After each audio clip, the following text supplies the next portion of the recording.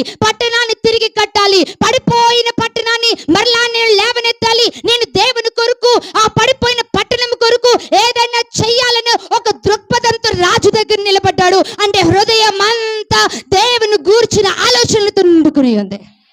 హల్లెలూయా, హల్లెలూయా.